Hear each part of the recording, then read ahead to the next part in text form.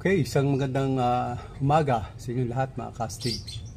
So, ito po yung ating toy gun kahapon. Ito po yung live natin kahapon na sinaksakan natin nung yung igniter na kumbaga pinag-ari lang natin kasi wala man akong bagong igniter dito na kitchen lighter para ilagay yung bago. So, yung ilagay natin dito, yung hibla niya is yung kulay pula. Kaya, ang putok po nun. Mas makaswerte na kayo na makadalo o tatlo. Kasi, pula na po yun. Kasi pag pula po yung spark nun, kaya po siya hindi naputok. Kaya sinasabi na swerte na yung makatatlo. Kasi pag nababasa po ng yan, hindi na po niya kayang maglabas ng kuryente. Gawa ng nababasa na siya. Hindi katulad nung mga bagong bili po natin na ang spark niya, yung kuryente, kulay asul at pula. Pula at asul po, no? Pag yan po ang kulay, kahit siya mabasa, wala pong problema kasi malakas, no, yung nilalabas niyang kuryente. Kaya hindi po kaya siyang pigilan sa gusto niyang kuryente na ilabas. So ito po mga kastig, i-share po muna natin bago natin ipiling sa maliliit na super glue. Ano po? Kailangan po i-share po muna natin. So kailangan natin pump tayo ng 7. Kailangan po yan, lalo pag mag-share tayo, kailangan malakas po, accurate, no? Yung malakas yung ating pressure ng hangin. So ito po, gagawin na po natin. Itong pump po mga kastig.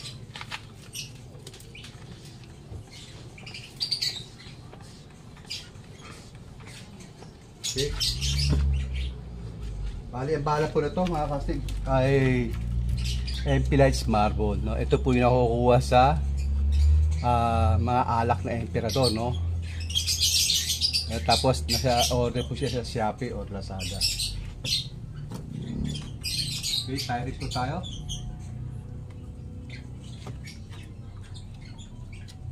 Okay. Tuman pa natin ng bagya ating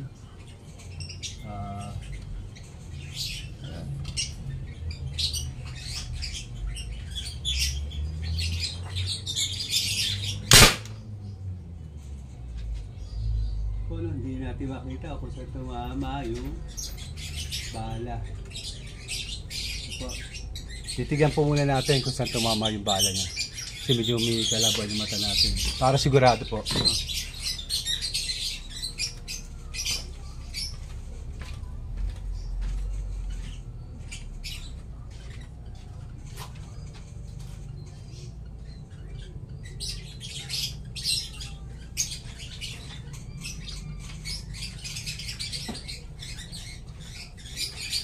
Ayun, nakita na natin.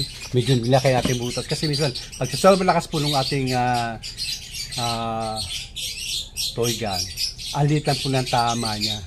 Ano po, kasi malakas yung hangin niya. Kumpara doon sa pag mahina po yung ano niya, kita agad yung butas. Pag mahina na yung ating yung pressure ng hangin. So yun po, nandito po yung pinaka niya, tama niya.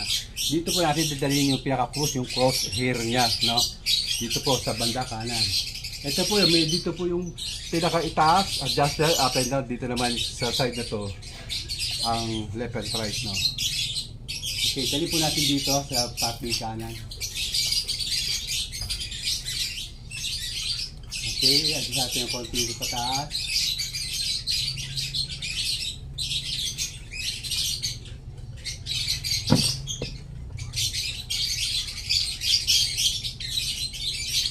Okay.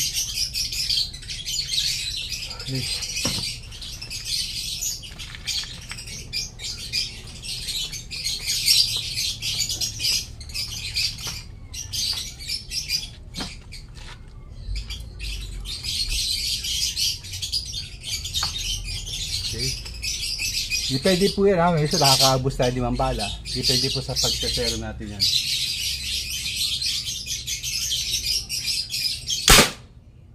Yun. Ibig, ito po yung ating ginawang pagsasero.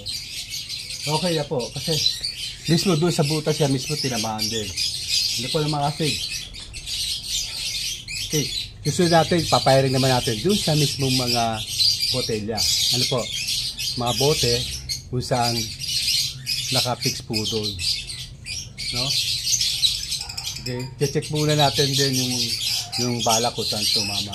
no? Hindi ko nilalagay yung camera doon kasi medyo hirap po tayong bumaba. Titingnan natin kung tumama mismo. Doon sa mismo butas, kung sa tumama yung unang bala, dapat yung pangalawa. Doon din po mismo tatama sa butas na yun.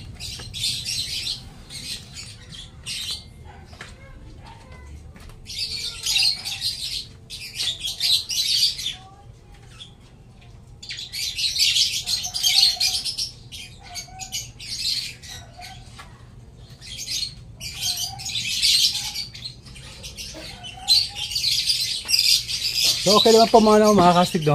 Doon naman din tumama, doon sa unang butas. Tapos kung sa tumama yung unang butas, kung sa tumama yung bala, yung palang bala, doon din po tumama, no? Kaya mamaya ko na po ilalapit yung camera natin. Tapusin po muna natin yung ating pagpapiring doon sa mga boto yun. So tatagalin na po natin sa gato.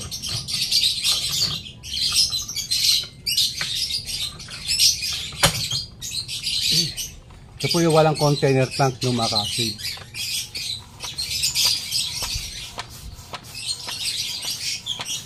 Ito na po puti. Pwede mong kulay ng iti. Pwede po yan. Para sa akin, hindi ko na inano kasi pangit kapag ganun pa punta tayo sa bundok. Yung nakabigan po tayo. Puro iti. Mas maganda po meron namang katuti na parang sign na toy lang talaga siya. Ano po? Okay.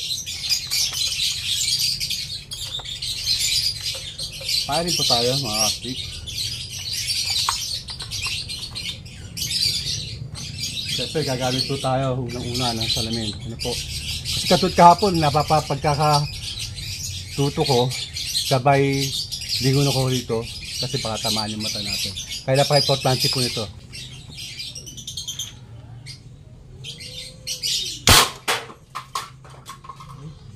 Ito yun, nadamay pa rin, oh. Kahit nilagyan natin ng super glue, mga puwita nung tinatamaan, kumbaga nadadami pa sa lakas ng yanig nung pagkakatama doon sa super glue. Pero binaril po natin dito sa bandang una yun. Hindi po yung dito sa gitna.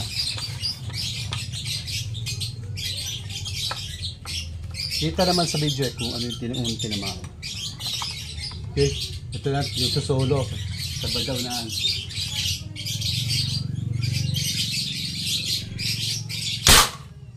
Okay.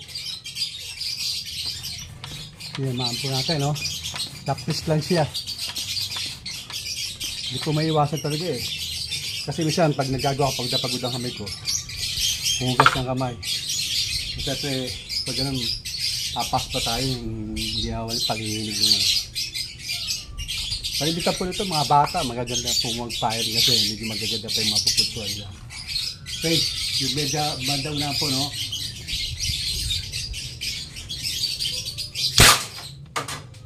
Katulad doon, sure ball siya na doon tumama mismo. Kasi pag yung tinatama, kita nyo naman, tumatalsik siya. Pero pag mga tapis lang, natutumba lang siya doon sa tabi. Ito, kaya kailangan pag tayo babat talaga, kailangan ko talaga kalangan mga kasing kasi siyempre hindi na ganun ka ganda yung ating pupulsuan yung kamay natin. Medyo hinig na siya.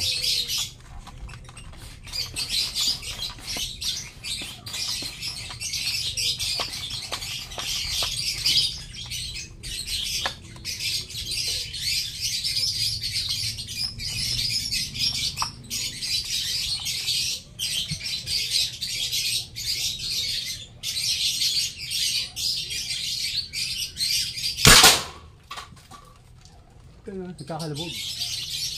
No, nagkakalubog yung okay, mga kastig. So, balik kayo po ulit tayo ng 5 doon, super glue. Ito po. Sa lahat na po, wala na problema eh. Hindi na po natin kailangan pang mag-testing kasi maraming beses na po tayo nakapag-upload ng lata na tinatamaan. Ano po. Tapos lampasan siya. Na may mga video ko dyan. So ito naman, saka mahalaga po nito yung kung tumatama tayo doon sa maliliit na bagay kasi yung mga super glue. Kasi nga, halimbawa, mag-aantik tayo, halimbawa yung kung naman yung gusto natin, kahit maliit, tatamaan po natin katulad ng taga-Kalayaan, nakasatukapon.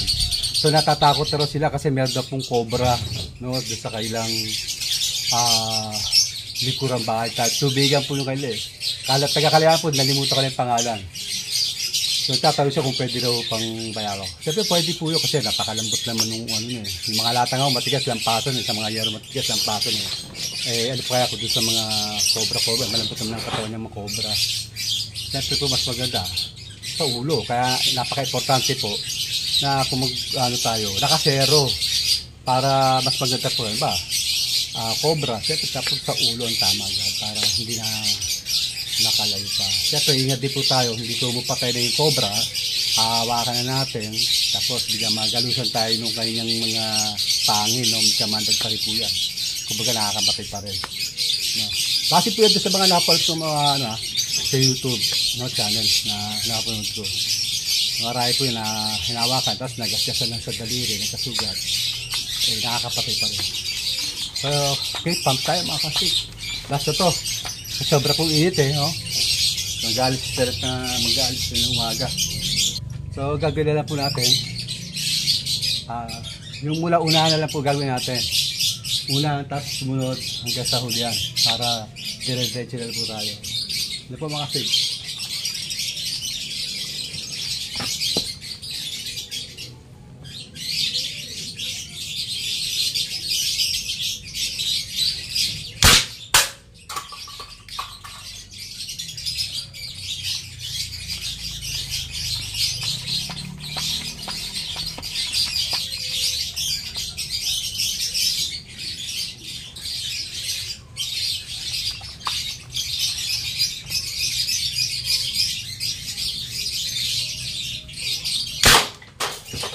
Okay, nadadamay pa rin yung mga katat.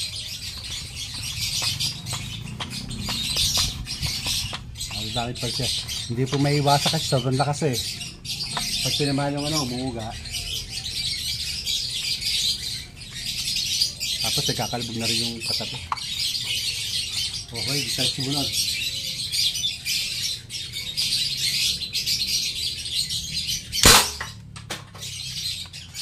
Kita yung pag tinatamaan kasi kaysa rin yung kanya, tiraw kayo na daples, umiga lang siya, dapisan kasi. Pero pag tinatamaan talaga ng solid, umaangat siya.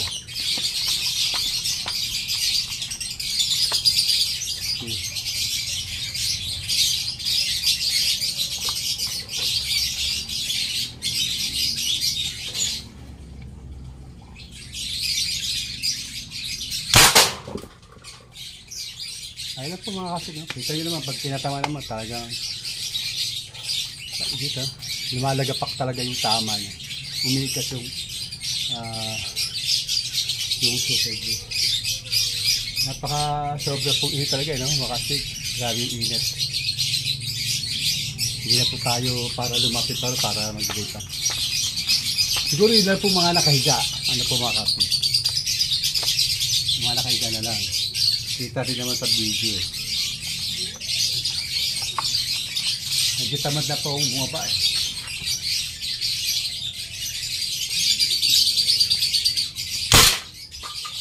Ito, tinatamaan naman siya. Yan lang po ating tatarget. Medyo tamad na rin po tayong bumaba. Ano po mga pig, natin ang bala. Okay. Tamad na rin tayo kung ng bala. Masakit kasi yung yung daywang natin. Ayan. Okay.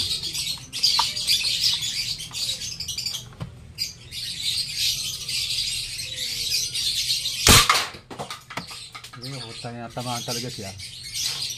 Makasik.